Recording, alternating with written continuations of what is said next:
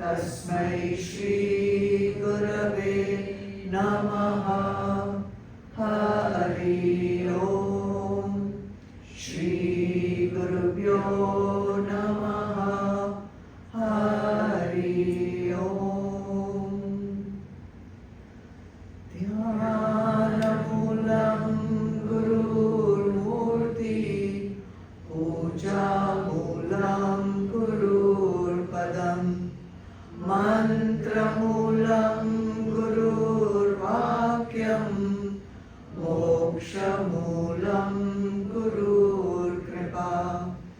ॐ शान्ति शान्ति शान्तिः।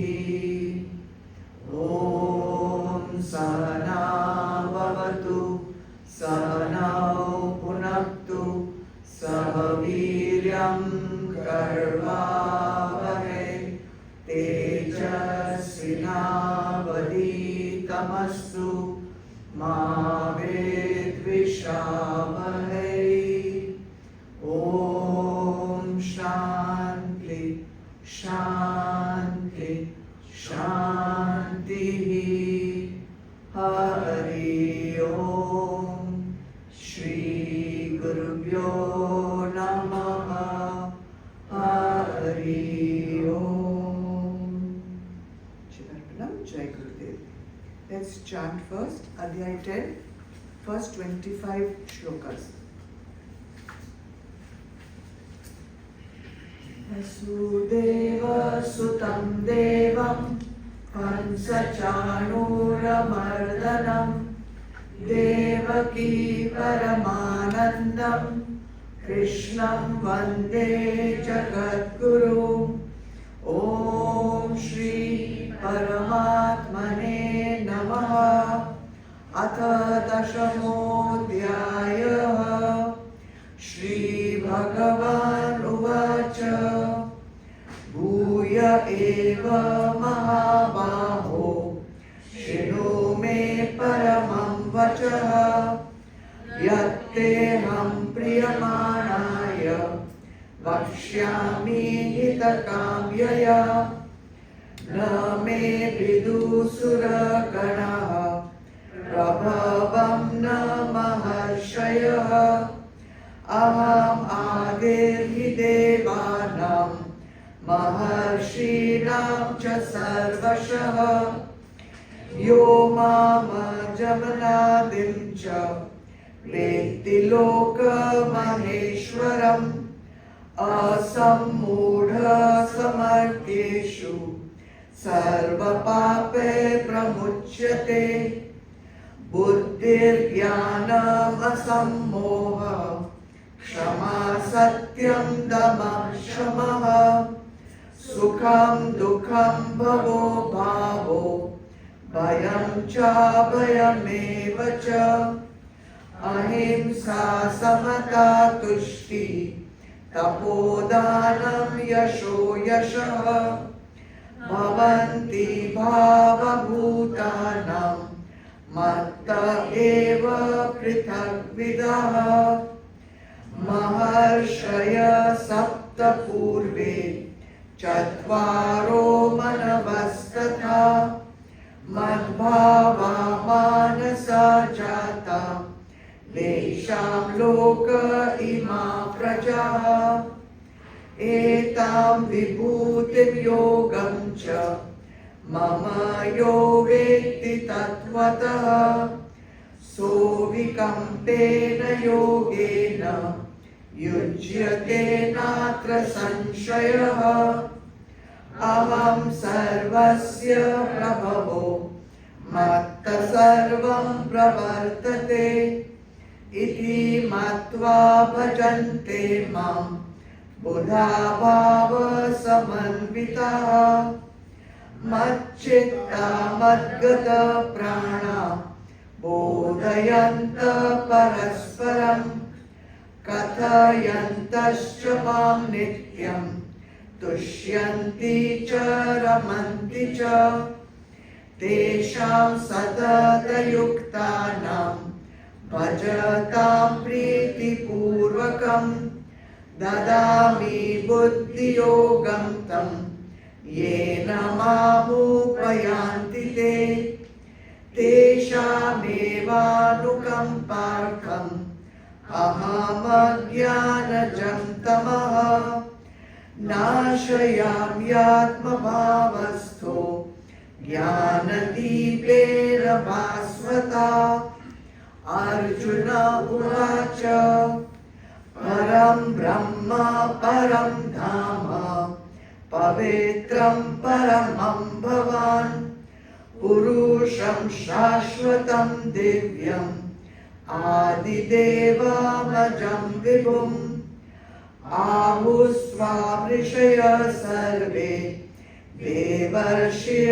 देवर्षिर्नारदस्तथा असितो देवलो व्यासः स्वयं चैव ब्रवीषि मे सर्वमेतद्ऋतं मन्ये यन्मां वदसि केशव न हि ते भगवन् व्यक्तिं विदुर्देवान् दानवाः स्वयमेवात्मनात्मानं वेत्थत्वं पुरुषोत्तम भूतभावनभूतेश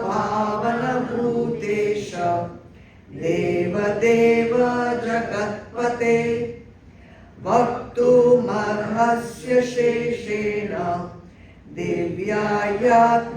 दिव्यायात्मविभूतयः याभिर्विभूतिभिर्लोकान् इमां स्वं व्याप्य तिष्ठसि कथं विद्यामहं योगिं त्वां सदा परिचिन्तयन् केषु केषु च भावेषु चिन्त्योऽसि भगवन्मया विस्तरेणात्मनो योगं विभूतिं च जनार्दन भूय कथय तृप्तिर्हि शृण्वतो नास्ति मे मृतम् श्रीभगवानुवाच हन्त ते कथयिष्यामि दिव्यायात्मविभूतयः प्राधान्यतः कुरु श्रेष्ठ नास्यन्तो विस्तरस्य मे अहम् आत्मा गुडाकेश सर्वभूताश्रयस्थितः अहम् आदिश्च मध्यं च भूतानामन्त एव च आदित्यानामहं विष्णु ज्योतिषां रविरंशुमान् मरीचिर्मरुतामस्मि नक्षत्राणामहं शशि वेदानां सामवेदोऽस्मि देवानामस्मि वासवः इन्द्रियाणां मनश्चास्मि भूतानामस्मि चेतना रुद्राणां शङ्करश्चास्मि वित्तेषो यक्षरक्षसां वसूनां पावकश्चास्मि मेरुशिखरिणामहम्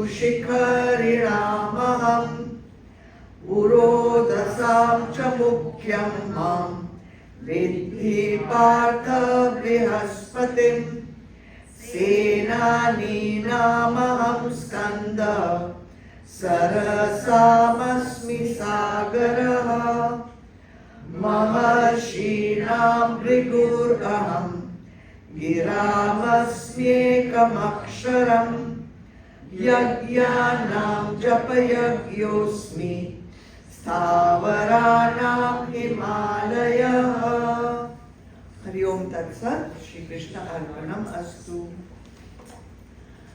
Welcome everyone to the center. Welcome everyone on Zoom. We are on the 10th Adhyay as you know, and we have completed 22 shlokas last time. We are talking about Bhagwan's vibhutis, his glories, his manifestations, how we can connect with Bhagwan wherever we are and however, in whichever condition we may be. The question arises maybe, why did Bhagwan choose these particular vibhutis? Because Bhagwan is in so many magnificent places, in so many magnificent and glorious vibhutis are there. Why particularly has Bhagwan chosen these vibhutis? The question may arise. So maybe it's because there is something in these particular vibhutis which can be of use to a sadhak, which can be of use to Arjun, which can be of use to you and me. So there is something in all these vibhutis through which a sadhak can connect. Otherwise, the Bhagwan is everywhere, and every manifestation of Bhagwan is a vibhuti in itself. So we have to see how these verses are relevant to us as sadhaks, and what we can take from each vibhuti, what we can take for our spiritual growth. And for that we need to read between the lines. There are some allusions to certain stories or certain facts from the Purans which can tell us, Acha, because of this Bhagwan has told Arjun, I am this or I am that. So we can keep that in mind. Alright, let's start. Today we'll do only 3 shlokas, 23, 24 and 25. Let's read 23 once again. Rudranam Shankarashchasmi Vittesho Yaksharakshasam Vasunam Pavakaschasmi Meru Shikharinamaham. Read the translation. Among the 11 Rudras, gods of destruction, I am Shiva. And among the Yakshas and Rakshasas, I am the Lord of riches, Kuber. Among the 8 Vasus, I am the god of fire. And among the mountains, I am the Meru. Take the meanings first. Rudranam, among the Rudras.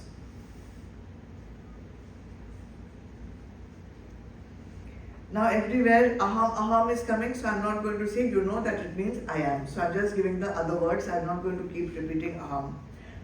Shankara stands for Shankar Bhagwan or Shiva, one and the same thing. Yaksharakshasam, among the Yakshas and the Rakshas. Who am I? Vittesho, Kuber, Lord of riches. Vasunam, among the Vasus. Pavaka is another word for god of fire. And Shikharinam, among the mountains with high peaks, Shikhar. Mountains which have high peaks, I am Meru, name of the mountain.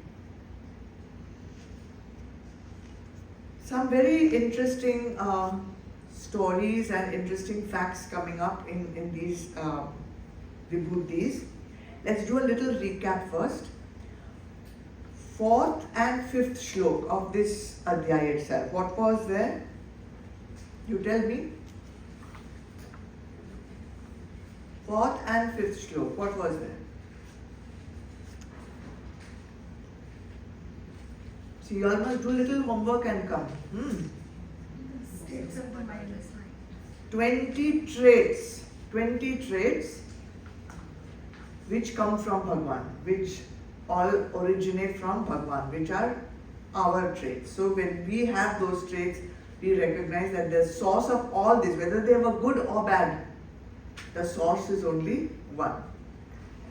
Then in Shlok 6,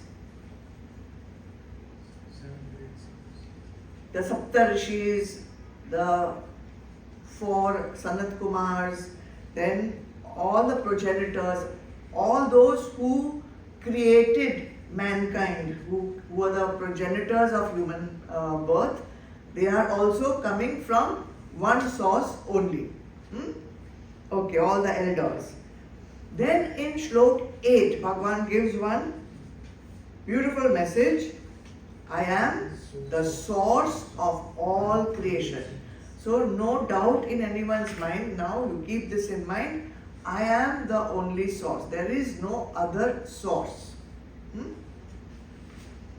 And one Mahavakya comes in Shlok 20. What is that?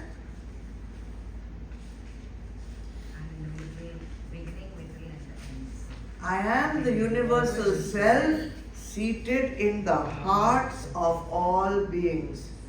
This Atma, which is within each living being, is no different from Paramatma. Okay? So, after that, some people may feel, oh, how am I going to connect with this self inside, and this is too difficult for me. Then Bhagwan starts giving the manifestations outside. But always keeping in mind that the highest manifestation is the self within. So then we had the list starting with Shlok 21. There were 4 Vibhutis in that. Vishnu, Anshuman, which are 2 months as well as 2 forms of the sun.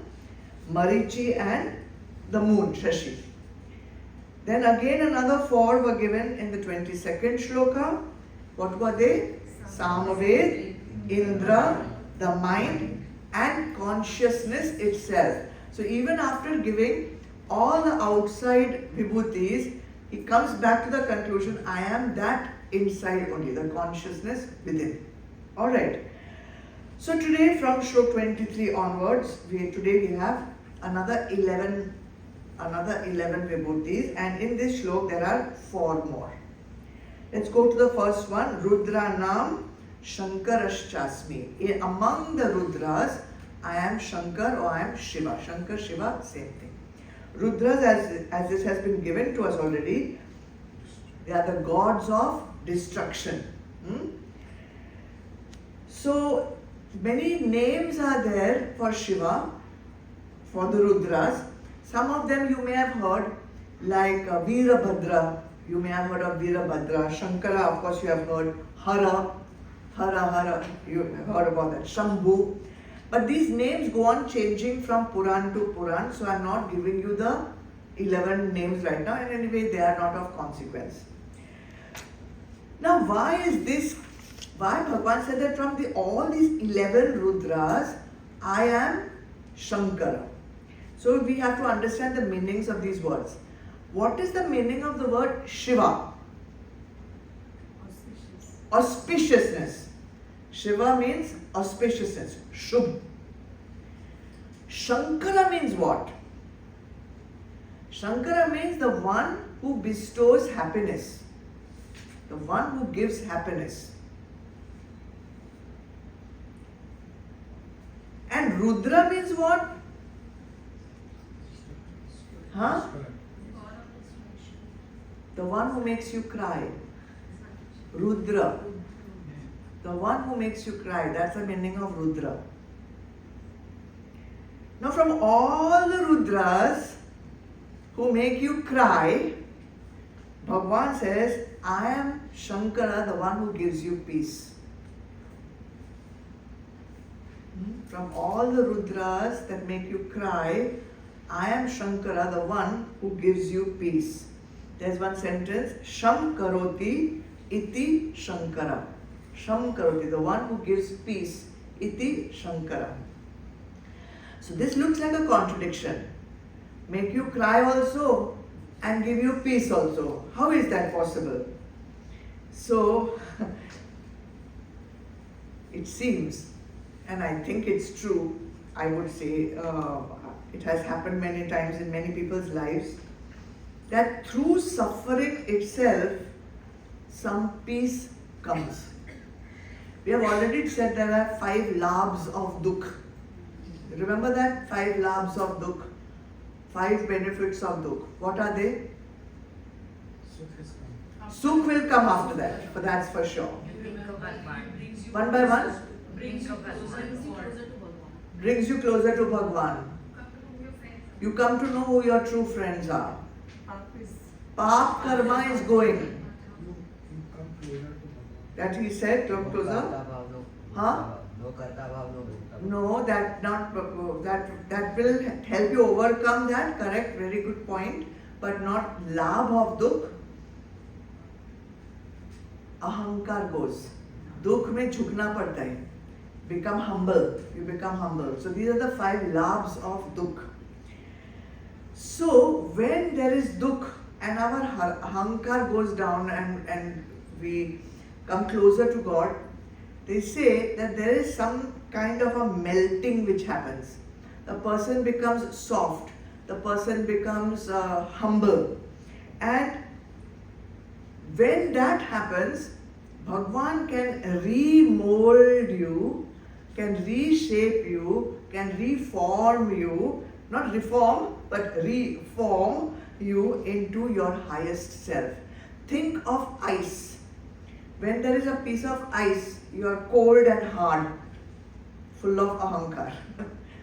Then, when there is some heat of dukh, some tapasya happens, then the ice melts.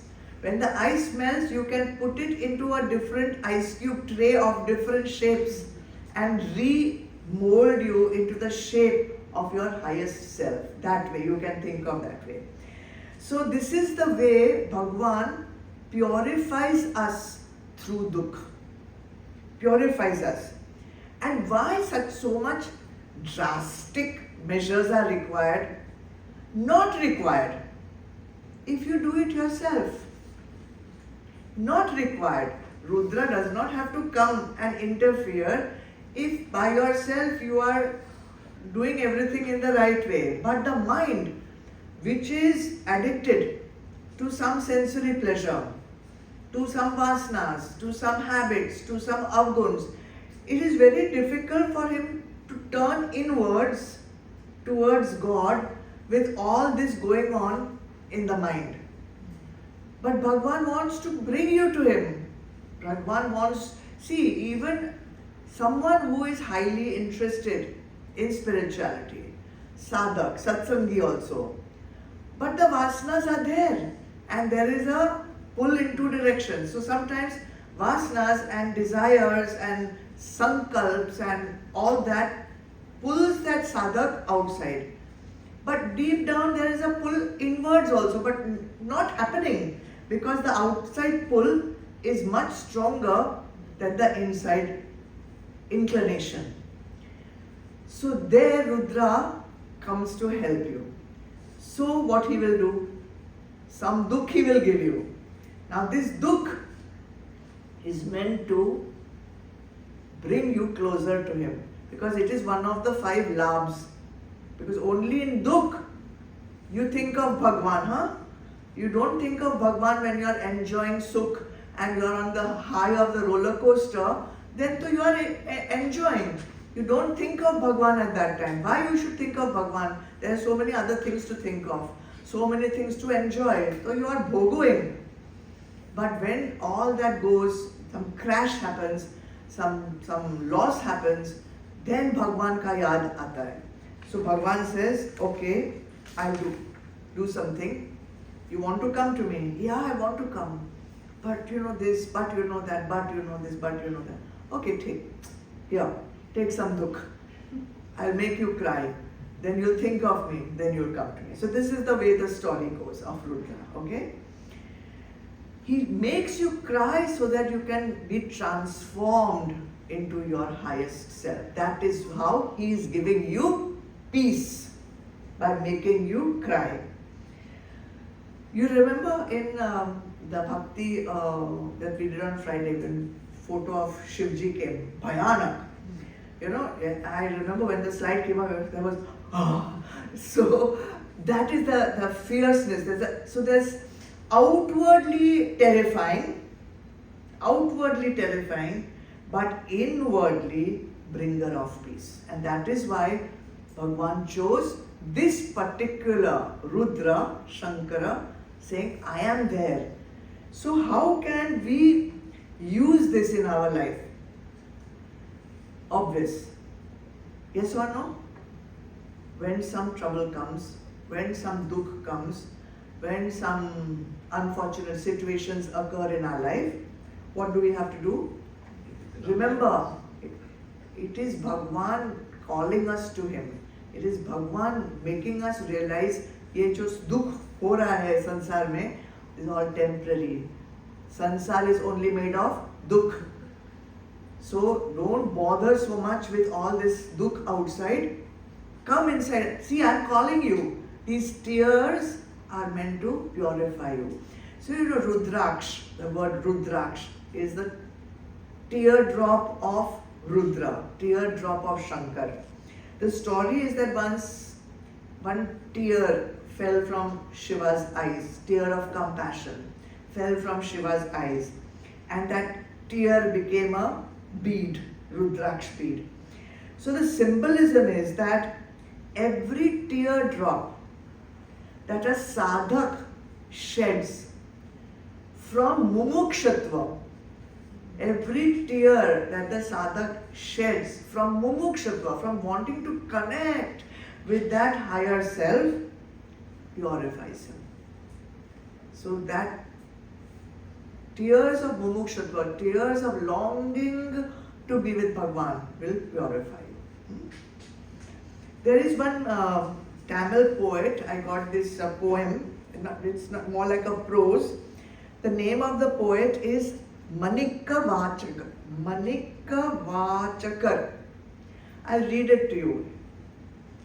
He writes, O Lord, I was wandering about in this world, totally ignorant about you, deluded by the ego, always holding on to I and mine, and perpetrating all sorts of falsehood.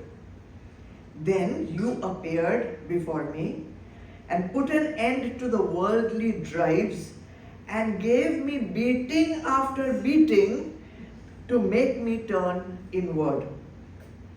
At last, when I turned inward, you thrust the sweetest and most delicious experience of God within me. So this also kind of adds to the explanation of Rudra being the bestower of peace, although he is the god of destruction. Alright, so all this beating that you are getting, if you are getting, then don't say stop, stop. Just peep inside every teardrop that you shed and see Shiva over there. In every teardrop that you shed, see Shiva in there calling you inside. This is why this is a vibhuti. Alright, let's take the next one. Vittesho yaksha rakshasam. Among the yakshas and the rakshasas, I am the Lord of riches, Kubera. Kubera is the king of yakshas. Yaksha is kind of a demigod. Earlier they were more like Rakshas, but after the Vedic period they got promoted to demigod. And they help guard Kuber's wealth. They attend on Kuber also, and the Yakshas also guard Kuber's wealth. They like to acquire a lot of wealth. But different is Rakshas. Rakshas want to hoard wealth. Rakshas want to hoard wealth, and Yakshas are just helping Kuber guard the wealth, and Kuber distributes the wealth. Now there's a interesting story on Kuber also. So Kuber is the son of someone, two parents called Vishrava, father, and Idavid, mother. Okay, they were Yakshas. Then Vishrava married again. And the second time he got married to a Rakshas princess. The Yaksha got married to a Rakshas princess and they had 4 children. And guess who those 4 children were? Ravan, Vibhushan, Kumbhakaran and Surpanakha. Surpanakha.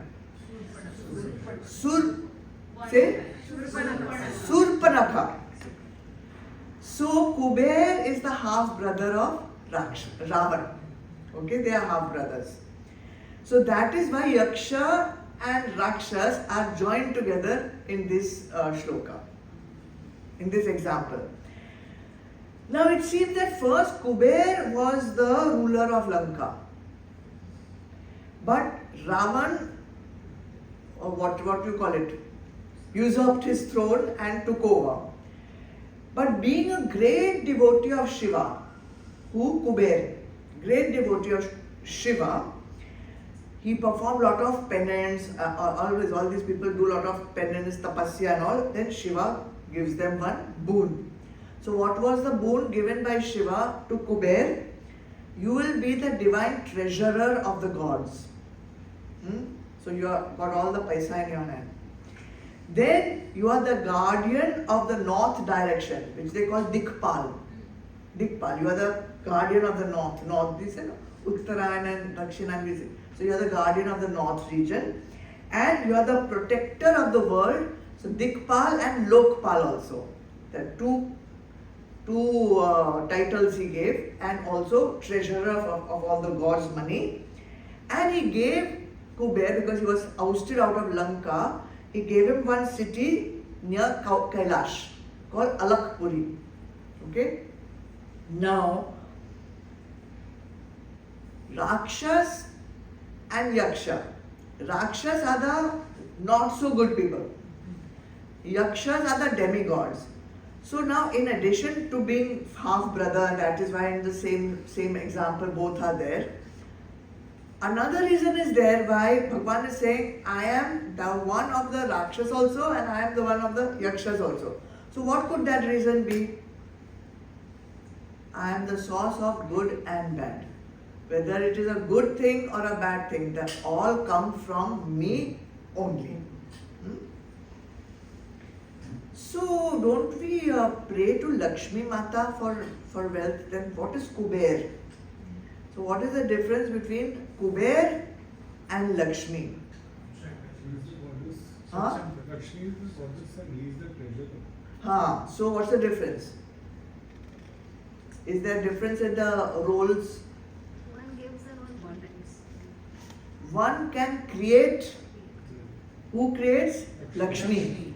Lakshmi can create wealth. And Kuber guards and bestows.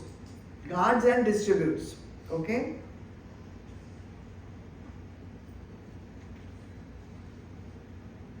So Lakshmi is the source of wealth and Kuber is the distributor of wealth. Lakshmi can keep creating more and more, infinitely. Kuber cannot create anymore. He can only guard what Lakshmi has created. And another very important point, Lakshmi Mata can create material wealth and spiritual wealth, whereas Kuber can only guard material wealth.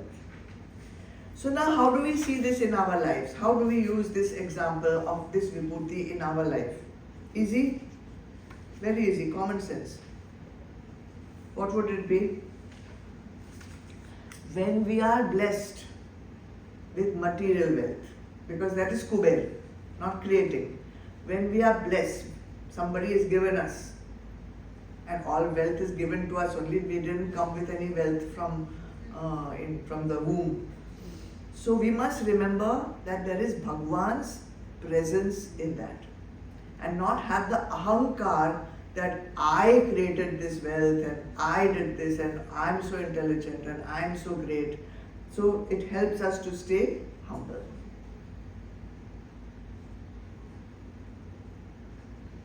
Also, be the yaksha and not the rakshas. Meaning what?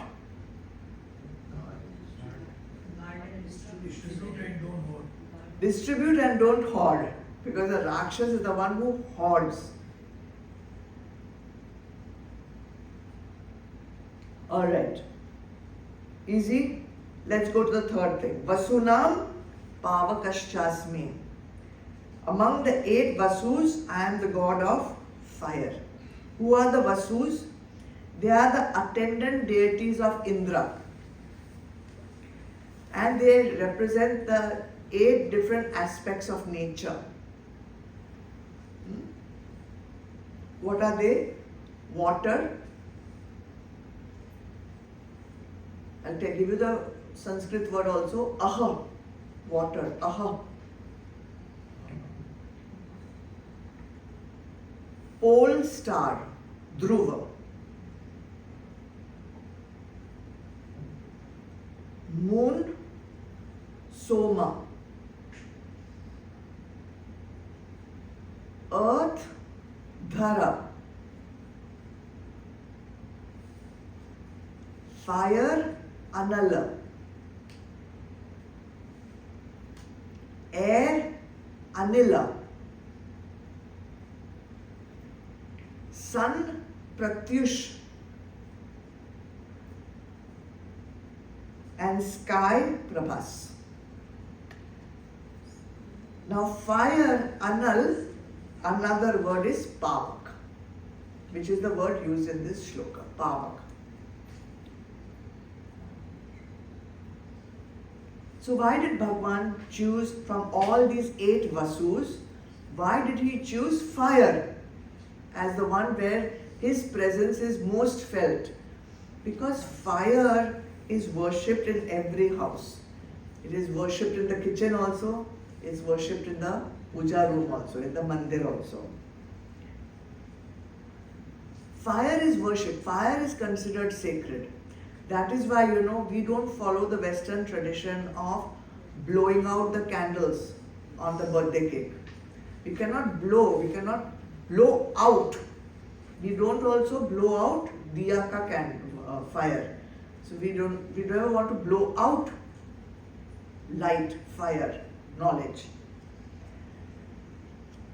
Where all do we use fire as a sacred thing? In the Havan.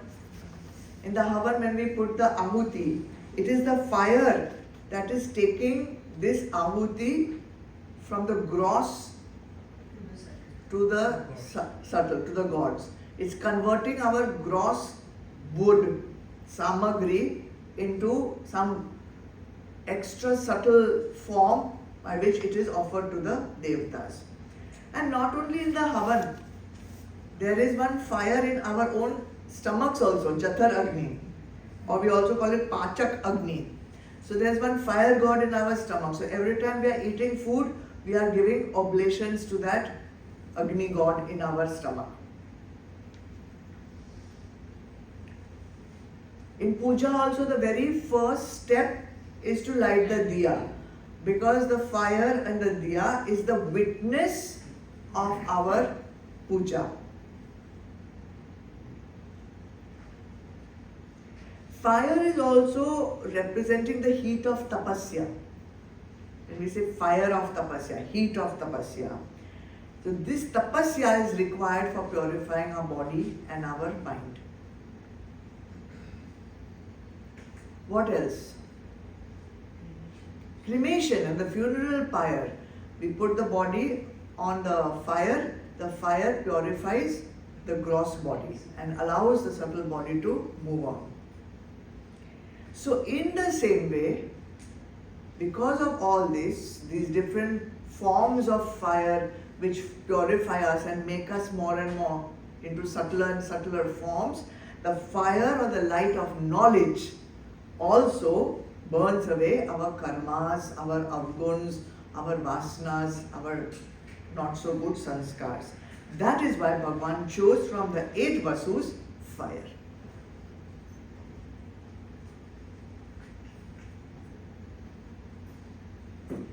How will we connect with this fire?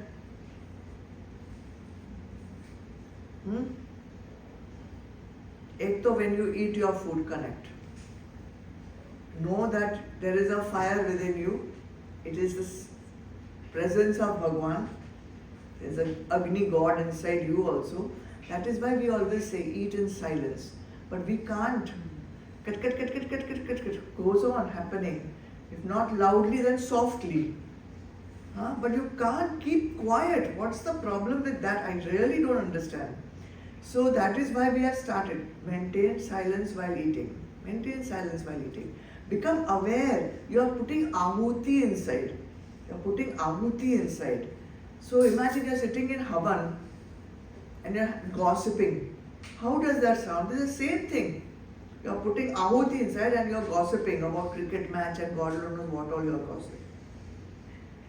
Okay? And when you light the diya, that time also, don't just do it mechanically. Know that you have invited Bhagwan here because Bhagwan is in that fire, right? He said, I'm in that fire. When you're lighting the diya, you have invited Bhagwan to your puja. Do it with some bhav. Do it with some understanding that now Bhagwan is watching what you're doing.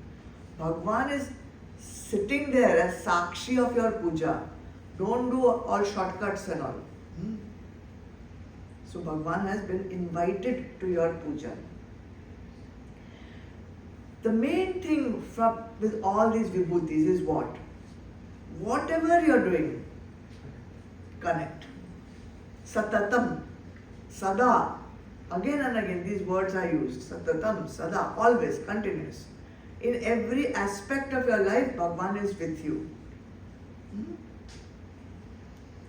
Then another interesting one comes, Meru Shikhari Namaham. I am Meru among the mountains. Shikhar is the peak of the mountain, a mountain with high peaks. Okay? The emphasis is on the mountain with a peak. Now there are different ways to see this vibhuti. First is in the Purans. What have they talked about Meru in the Purans? They say in the Purans, Meru is a heavenly mountain. Okay? And on that mountain there is a stairway which takes you to heaven, to Swarga. Who will be able to climb that mountain? The one who is totally purified. The one who has no sin. They say in that cosmology of the Purans that Meru is the center of the universe. This Meru is the center of the universe, and I've written this size. It is supposed to be 84,000 yojans high. Now we don't know what is yojans, I'll tell you. That is 10,82,000 kilometers high. 10,82,000 kilometers high would be 85 times the Earth's diameter. 85 times the Earth's diameter is supposed to be the height of Meru. According to the Purans, the sun, the moon, the planets all revolve around Meru. And it's also the place where Kuber is living, that Alakpuri, it is over there only. It seems the Pandavas were climbing up that Meru, and the only one who reached there was Yudhishthir and his dog. So it is also the place where Hanuman's father lives, King Kesari. That is also supposed to be part of the thing. I don't know much about Jain cosmology, but I did some research. They say that every Tirthankar who is born is taken to the summit of Meru by Indra. shortly after his birth, they make the mother go to sleep. They put the mother to sleep. They take the baby Tirthankar to the top of Meru, and there they bathe the Tirthankar, they anoint it, they bless it and all, and then they return it to the mother. This is the research which I've got. Now, incidentally, there is a mountain in the Himalayas called Meru, and it has got 5 huge peaks, and it's a treacherously difficult mountain to scale, and many people have tried to go up on that mountain, but all have failed to reach the top except one group of climbers. They have reached, apparently they claim to have reached. So this is the significance of Bhagwan saying, I am Meru. Now let's see from a completely different angle. In the Yoga Shastras, they refer to a Mount Meru in the Yoga Shastras, and there they talk about it in the human body. So your spinal column, your spine is referred to as Merudand. And just as that Mount Meru was the center of the universe with all the planets revolving around it, here also in our spine, our central nervous system, our energies, our chakras, our nadis, three nadis, it is all going around this. So here in our own body, there is one Meru. Now, interesting, because it's about peak, Shikhar, it's about the peak. So, at the base of our spine is where our Kundalini Shakti lies dormant. And according to yoga, it is supposed to rise and reach the Sahasrara Chakra, which is the peak. And just like the Meru mountain, nobody can scale it until and unless you are perfectly purified. Here also, you cannot scale up to this Sahasrara peak until and unless you are perfectly purified.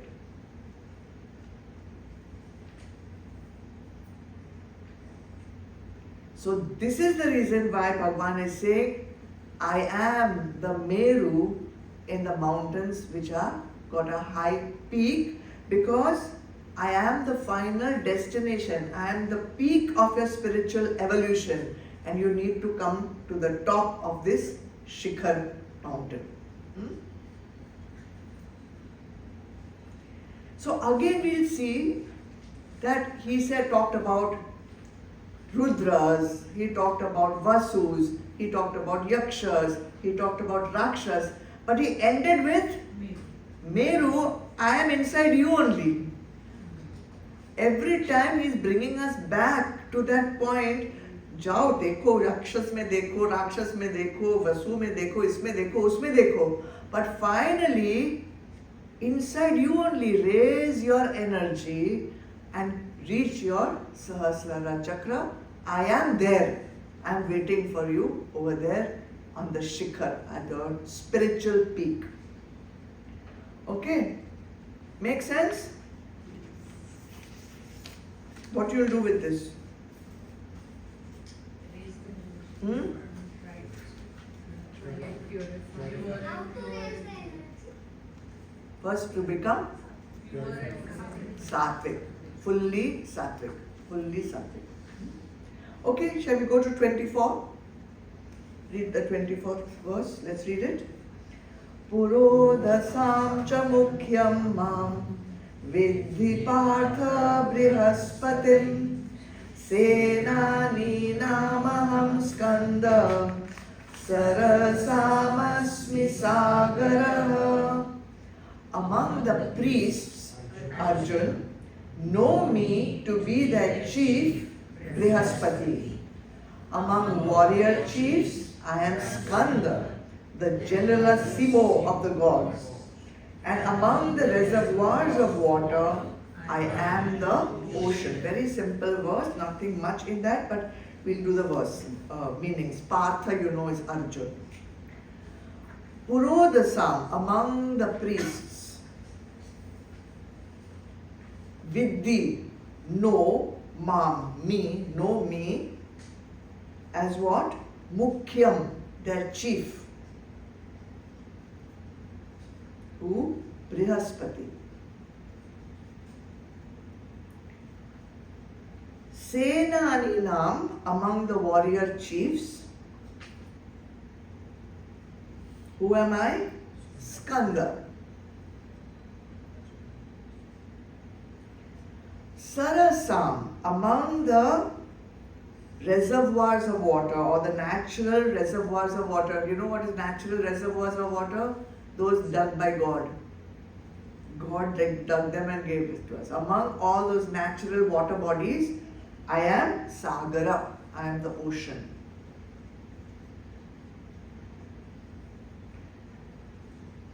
So Purodasa means among the priests. So the priest ka word is Purohit. Purohit. Pura means before and Hit means well-being. He is the one who can foresee your well-being. He can, they see astrology and all that, they can foresee it. Aisa karega to this labh will happen, you'll be able to overcome this nakshatra, you'll be able to overcome this graha. So they see and they foresee your future for your well-being. So the Pandit does that, the Purohit does that, and the Guru also does that. They foresee your future action and they advise you. If you do like this, you'll benefit. If you do like that, you'll have a downfall.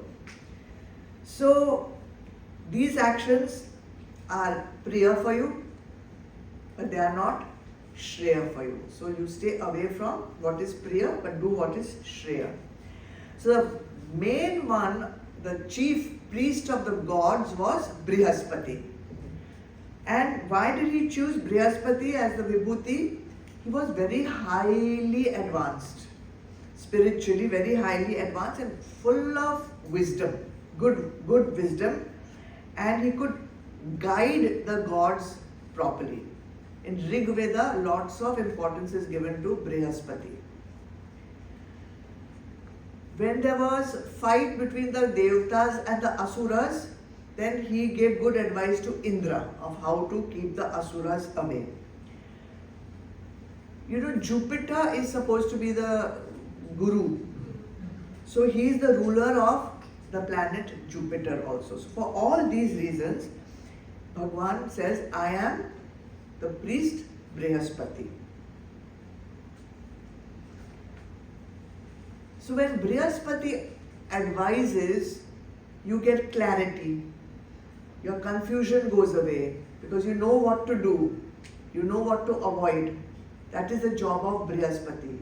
So every time you get some clarity, every time you get some insight, you get some forward movement in your spiritual understanding, then know you are experiencing the Vibhuti of Brihaspati.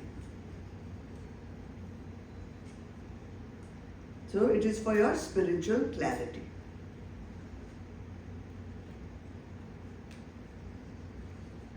Then the second one is Senaninamam Skanda. Among the warrior chiefs, I am Skanda.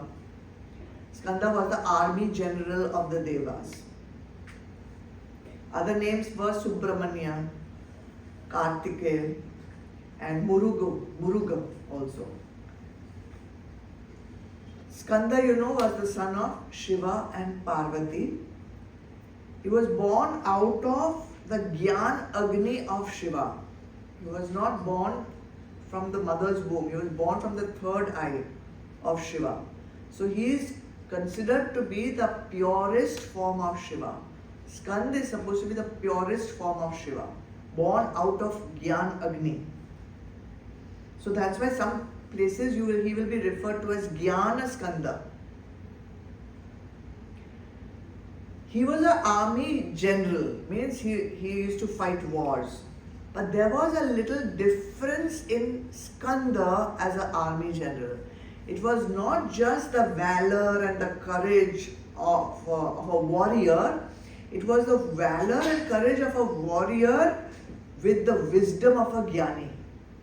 So there was a fusion of courage, valor, and jnana, proper jnana, not just theoretical, proper jnana. Jnana is jnana. So it's a very rare combination to find someone with warrior like this rajas, and jnani is highly sattvic. So there was a fusion of these two. Meaning, if you have to do your dharma, which takes you to fight anything, you do it with the wisdom of a jnani. Don't just go and blast your way and say, I have to fight this and I will go and fight. No, in that you put the wisdom of your jnani. So if you do that, then you are invoking skanda, vibhuti of skanda in you. So skanda stands for courage plus wisdom. Rare, very rare. And among the reservoirs of water, I am the ocean. Simple. Sara means river. And river always flows into the ocean. They say in science, I don't know, I'm not such a great scientist or anything. They say the total amount of water in the whole universe always remains the same. Whether that water is in the clouds, whether the water is in the ocean, river, underground, wherever it is, wells, lakes, the amount of water never changes. It may change its form and location, but the water always remains the same. And that is what is the eternal aspect of Brahma also. Always remains the same, no change. Now, from all the water bodies, Bhagwan chose ocean. Because every river finally ends up in the ocean. It may have a detour, it may go into a well, it may go into a gutter, it may go into a pond, it may go into a puddle, but finally it will reach the ocean. And once it reaches the ocean, it merges with the ocean. The river doesn't remain the river. You don't know the difference between the water of the river and the water of the ocean. It becomes the ocean. So he says, I am that ocean. You, the river, the jiva, come, flow wherever you want to go. You want to go in the gutter for some time, go. You want to go in the lake, go. You want to go in the puddle, go. But finally you have to come to me only. And once you come to me, you will merge with me. That is why I am the ocean. You see at the end of the shloka, finally he comes to that only. I am the ocean, you are the jiva, you have to come to me. All vibhutis are good, but finally you have to merge with me. I am that ocean within you. I am that ocean within you. That Atma is that ocean of eternal existence. Okay, simple verse, nothing much to explain in that. We'll do one more. Okay, 25, let's read it. Maharshinam Brigura Aham Giramasmyekam Aksharam Yagyanam Japayagyosmi Sthabaranam Himalaya. Among the great seers, I am Brigu. Among words, I am the single syllable Om. Among sacrifices, I am the sacrifice of Japa. Don't read that bracket. And among the immovables, the Himalaya. I don't like that word, muttering. Maharshinam. Among the great seers, among the Maharishis, who am I? Brigu. Giram, among words. Gir means word. Among the words, I am Ek Aksharam. I am the single syllable. Ek Akshar. One single syllable. Om. Yagyanam. Among the Yagyas, I am Japa Yagyo. I am the practice of Japa.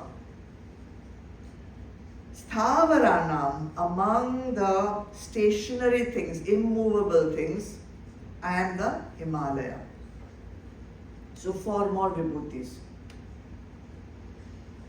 Let's see, why does Bhagwan say that among the great seers I am Bhrigu?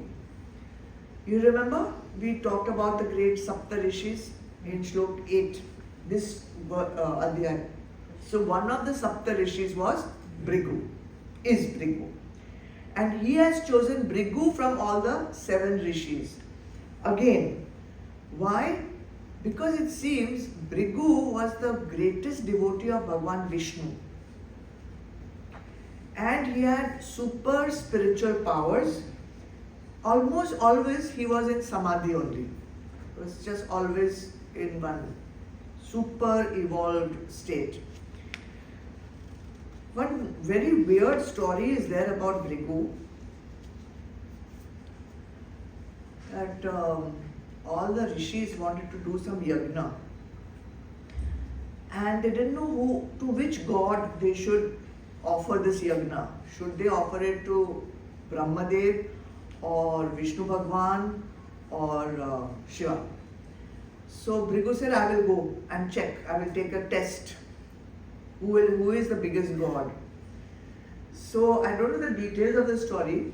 He went to Brahmadev and he did something which is insulting. Didn't wish him or something like that. So Brahmadev got very angry and like, how dare you not respect me enough? So he said, no, not Brahmadev, cancelled. He went to Shiva, again he did something which is very insulting and all. First Shiva got angry, then he said, okay, come, I'll hug you and all. But he said, no, you got angry first, so you also go. Then he went to Bhagwan Vishnu. Bhagwan Vishnu was sleeping, his head was in Lakshmi Mata's lap and he was fast asleep. So what he did, this Bhrigu, who is the greatest devotee of Vishnu, he went and kicked Bhagwan Vishnu in the chest. So Bhagwan Vishnu opened his eyes. Should have given him 1 or 2, na? But instead of that, he held his legs and he massaged them and said, oh, your foot must be hurting because it banged into my chest. And I will hold this mark on my chest always as, in respect to you. So, oh, Vishnu Bhagwan is the biggest. So that is why they gave that yagna in favor of Bhagwan Vishnu. So this is a story, I don't know. To get to this, and then of course the rishis also got angry with Bhrigu. How dare you go and test the Bhagwans like this? But this is a story. Some of these stories are just meant to give you some lessons, don't take it all literally. The reason why Bhagwan chose Bhrigu is because Bhrigu did a lot of tapasya. And through his tapasya, he could be in Samadhi. So if you are sitting down in meditation and if your man lagos in Samadhi, if your man gets established in the silence of the self at any time, then know that it is Bhagwan Bhrigu or Rishi Bhrigu's grace that is there with you. And Bhagwan is in that grace. Okay. Among words, I am the single syllable Om. Gir means the spoken word. And we have talked a lot about Om in this 8th Adhyay because a lot of things was given. So I'll not go back into that because we know that Om is the sacred sound. And what does it represent? Brahma. Om, in other words, is Brahma itself. By chanting Om, you purify the mind. This is something one has to experience itself. It is easy to say, oh, it purifies the mind. Until and unless you try it out yourself, you will never know. When you are chanting, your senses are also controlled. Your intellect is also still. And you will connect with your higher self through the chanting of Om. In Chandogya Upanishad it says, Om is the closest word to Brahma. Recite this Om as if you are worshipping Brahma. And this word Ek Aksharam, one syllable, again indicating oneness of the universe. And if you chant it, and there is a prescribed manner in which to chant it, there is a prescribed manner, the Shastras have given us that manner. How much time to spend on each part of the syllable and all that. If you chant it in that correct way, you will definitely experience the oneness. So while chanting, know that Om, you are invoking the presence of Bhagwan.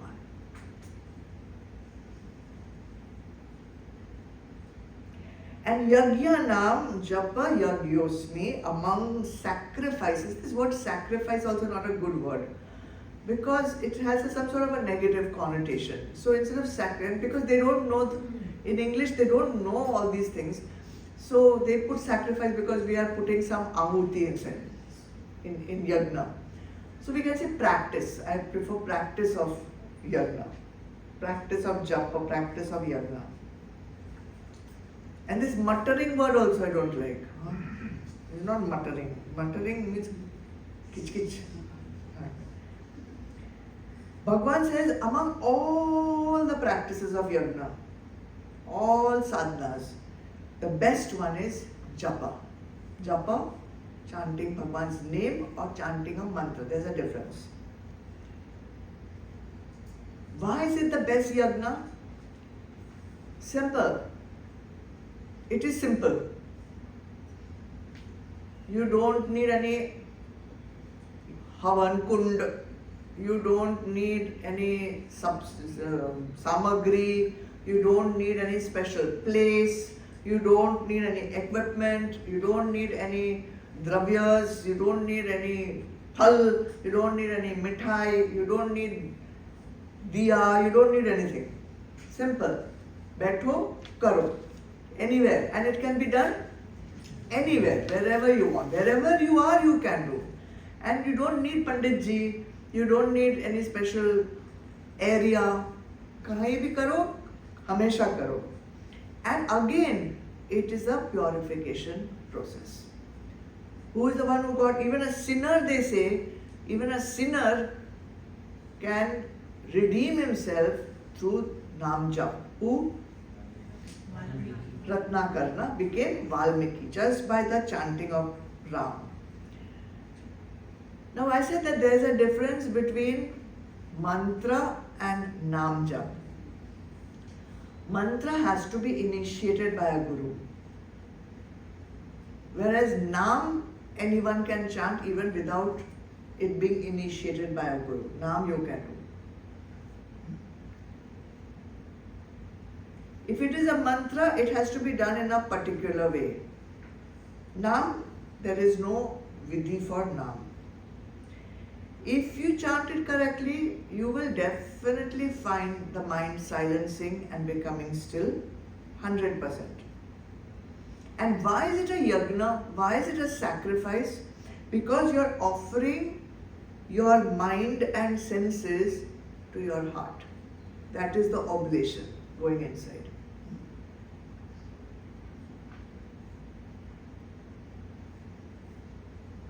How many of you experienced during japa, silencing? Yeah. If you do it in the correct way, you will 100% experience it. And finally, the last one for today. Among the immovables, I am Himalaya. So in the earlier one, we talked of mountain Meru. Here is another mountain, Himalaya. Difference being, that one was about peaks, and this one is about not moving. Stability, immovable. Now what can I tell about Himalayas? Everybody, if anyone has gone anywhere on the Himalayas, you will know it is Dev Bhumi. You will know that every step you will take there feels, you can you can experience the divinity over there. Okay? And those of us who went to Kailash will definitely remember the experience that you cannot not experience it. That's all I can say. So Swami Tapovan Maharaj wrote about it. He said about the Himalayas. He's written his autobiography. In his autobiography, he talked of the Himalayas. He said, I don't need the meditation of closed eyes that the yogis practice. With open eyes, when he's in the Himalayas, with open eyes, I am seeing Brahma. Wherever I look, it is pure spiritual grandeur, vibhuti, that my eyes behold. It is all Brahma. Everywhere it is Brahma. So, the point of all these vibhutis is, wherever you are up in the Himalayas, if you're in your home, you're sitting quietly, your eyes are closed, your eyes are open, you're outdoors, you're indoors, wherever you are, connect. That is the whole point of this 10th Adhyay. Connect. And best connection with your sacred space within. Feel the presence of Bhagwan. We are so caught up in our outside world. Our mind is so pulled, like force of gravity, it is going into the outside world. Now, if you have this issue that you want to go inside, but you are forced to go outside, then be prepared for Rudra. Be prepared for Rudra. He will come and beat you till you melt. And in your melted, humble avatar, he will remold you and take you to your highest self. But you don't want beating, then just do it yourself. But that's all. Don't wait for the Rudra to come. Okay? Enough for today. Next time we'll do some more.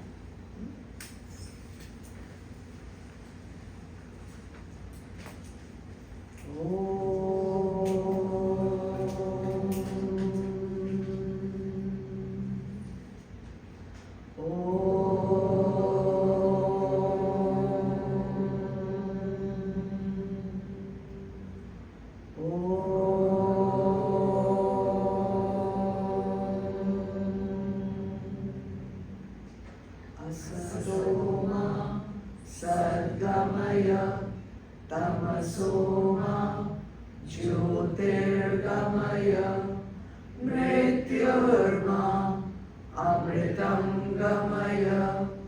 Om Shanti Shanti Shanti.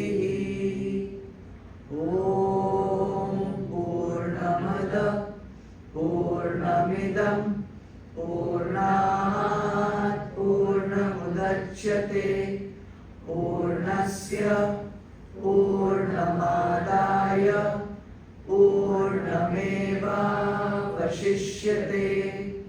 Om Shanti Shanti Shanti.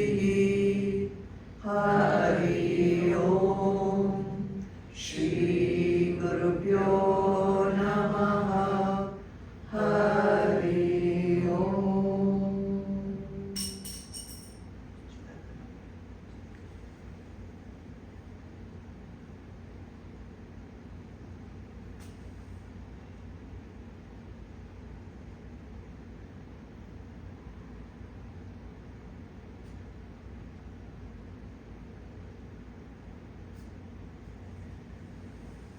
Jai Gurudev.